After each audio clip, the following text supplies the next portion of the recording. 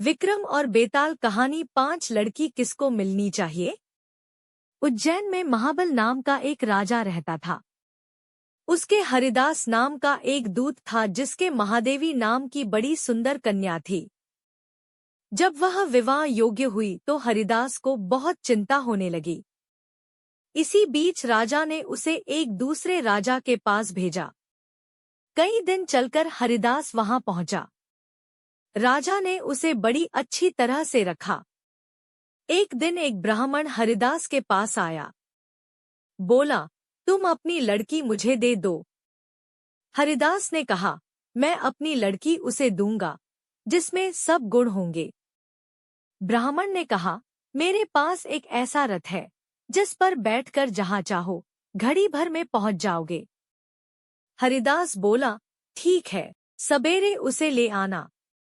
अगले दिन दोनों रथ पर बैठकर उज्जैन आ पहुंचे।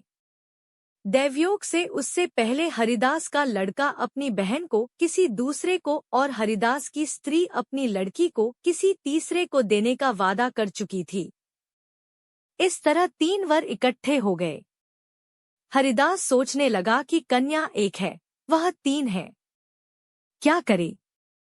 इसी बीच एक राक्षस आया और कन्या को उठाकर विंध्याचल पहाड़ पर ले गया। तीनों वरों में एक ज्ञानी था। हरिदास ने उससे पूछा तो उसने बता दिया कि एक राक्षस लड़की को उड़ा ले गया है और वह विंध्याचल पहाड़ पर है। दूसरे ने कहा, मेरे रथ पर बैठकर चलो, जरा सी देरी में वहां पहुंच जाएंगे। तीसरा बोला, मैं शब्दवेधी तीर चलाना जानता हूं, राक्षस को मार गिराऊंगा। वे सब रथ पर चढ़कर विंध्याचल पहुंचे और राक्षस को मारकर लड़की को बचा जाए।